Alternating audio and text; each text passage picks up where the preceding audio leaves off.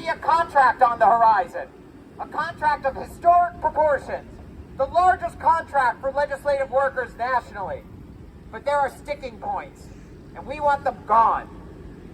One, a sticking point for an unprecedented second probation period after re-elections. Two, the exclusion of some workers in our union, the chiefs of staff, from any grievance protections at all. And three, an arbitrary cap on whose time matters. Some of you are holding signs that say, respect our time. That means respect every staff person's time in this union. That's right. Not just some. Not just some. I don't care if you make $69,000, $71,000, $75,000. Everyone's time matters. We demand the removal of an arbitrary restriction on comp time. We won't stand for attempts to divide our union. New York's labor movement is behind us, let me tell you. SAG-AFTRA, who went on a historic strike this past year, signed on to back Ale. The successful building service union, the SEIU 32BJ, they just won a huge contract. They're on our side. Be you an analyst in the Organization of Staff Analysts, a lawyer in the Civil Service Bar Association, a social service worker in SSEU Local 371, one of the two biggest locals in DC 37, or CWA 1180. Building Trades, Central Labor Council, TWU 100, who move New Yorkers on our buses and subway, they're standing with us. Yes. They demand, too, a fair contract for all staff. We are frontline serving the public, and we're in the background delivering the change that New York so sorely needs. So an injury to one is an injury to all. We uplift the historic legacy of the labor movement to defend everyone's rights, and we stand united in solidarity for a strong contract and a strong union. So give it up for yourselves, make some noise! And next up, Matt's going to call our next speaker. Thank you. All right, so let's get the shop steward for the Chiefs of Staff to talk about their exclusion, Sam Cardenas.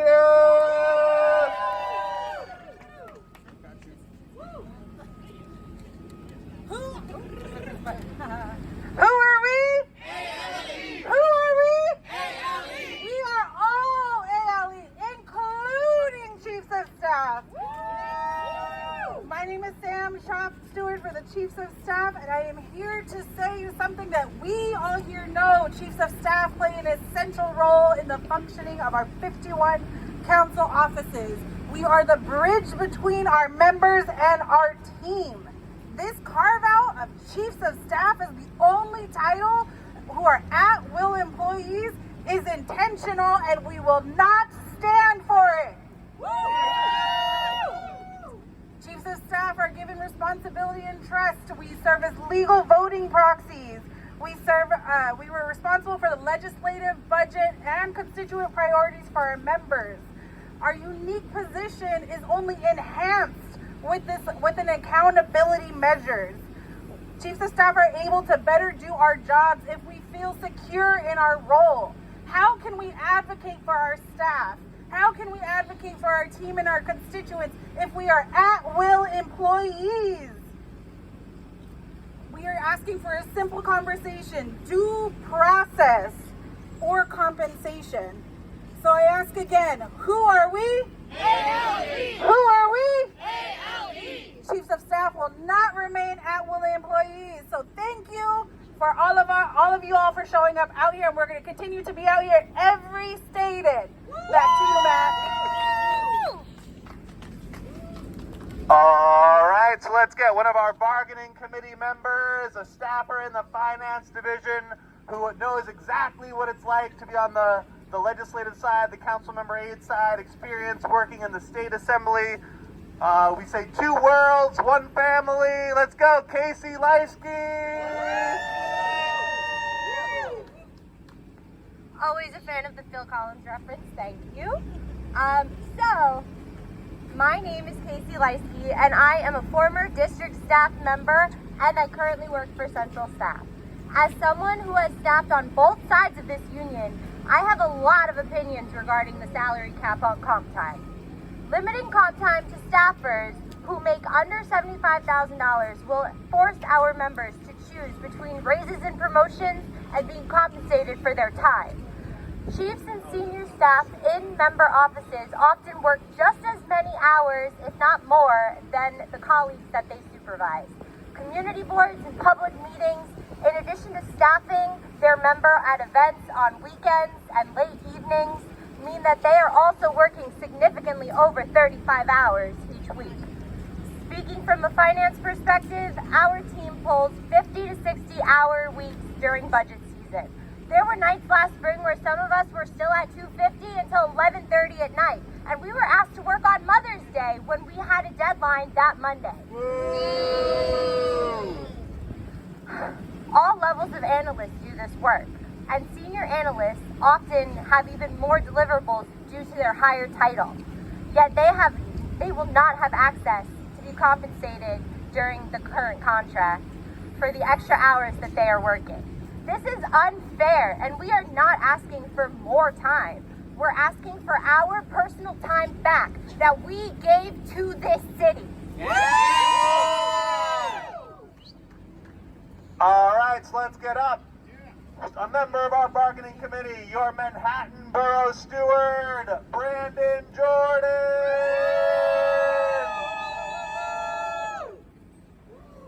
Thank you. When I say what do we want fair contract. What do we want? Fair contract. When do we want it? Now. Right now, they're offering a contract that clearly is not fair. Now, one component in there is that they want a probation period that resets. So they want you to endure 9 months of probation, and if your boss is reelected, then another 60 days. So you can be fired at any point, even if you're safe according to their terms. Because they think we can't tell a nickel from a dime, but nothing they say makes sense to us.